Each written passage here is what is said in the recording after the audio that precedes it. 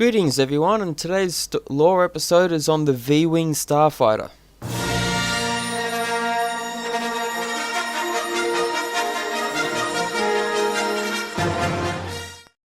The Alpha 3 Nimbus class V-Wing Space Superiority Starfighter was designed as a low-cost, mass-produced successor to the larger, slower V-19 Torrent fighter craft. By the closing months of the Clone Wars, the wedge-shaped compact V-Wing, also known as the Nimbus fighter, was the most numerous starfighter in the Republic fleet, though there were still a huge number of the earlier V-19s in service. Short-range fighters, the V-Wings were launched in great swarms from Republic warships. Flying in support of the heavier ARC-170s, the eye-wateringly fast V-Wings were among the few craft able even to consider matching the agility of the advanced Eta-2 and Delta-7 fighters and their Jedi pilots. Both the Delta-7 Ether Sprites and the V-Wings were built by Kuat Systems Engineering and were the creations of the eminent designer Walex Blissix. Learning the lessons provided by the evolution of his earlier Delta-7 Jedi starfighters, and also taking into account flight data and modifications made by pilots like Anakin Skywalker, Plo Koon, and Sesei Tin, Blissix created the V-Wing to answer a particular need that became apparent quite quickly during the Clone Wars.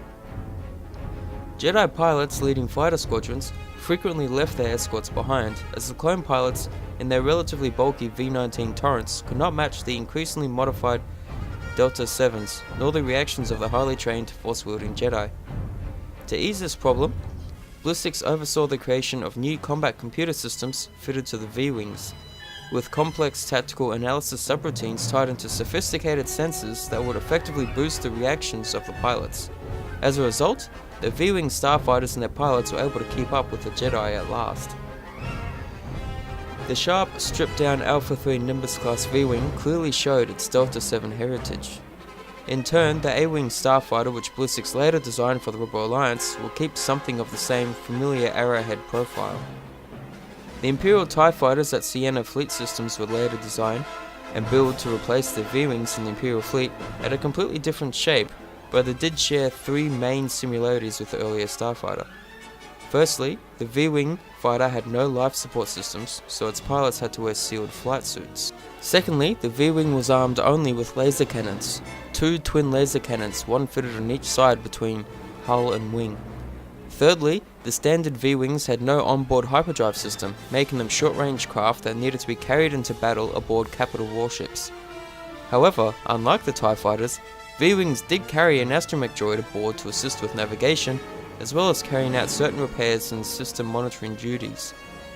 The V-Wing was also fitted with deflector shields, whose two heat sinks located after the starfighter's main hull provided some protection for the clone pilot. They were mass-produced for the Republic. The V-Wings were quite a familiar sight during the late Clone Wars campaigns, when swarms of these fast, agile support ships were launched from carriers and capital ships. Although plenty of them survived on into Imperial service, new V-Wing models were commissioned in the early years of the Empire until their replacements were developed. Like the later TIE fighters, the V-Wing was powered by two ion drive thrusters, which in the V-Wing were vertically stacked and capable of powering the ship through lightning-fast pitched turns. The V-Wings featured folding wing radiators similar to the S-foils that had been fitted on the later Eta-2 interceptors. On docking, the V-Wing foils folded downwards to form landing pads, but from some angles, when they were in the unfolded flight position, they looked astonishingly like the later TIE fighters' solar energy arrays. The later Rebel A-Wing was laid out by Jan Dodonna with help from Walex Blissix, but while some similarities such as the general configuration and wedge shape might have been superficial, there was a strong influence in the design of the A-Wing's wing-mounted laser cannons, which were able to swivel on sturdy hubs to provide a wide range of fire irrespective of the direction of flight. Now, the stock V-Wing was considered too small to feature an integrated hyperdrive, although it was capable of docking with a Cellular 45 hyperspace transport ring similar to what the Jedi interceptors and fighters did.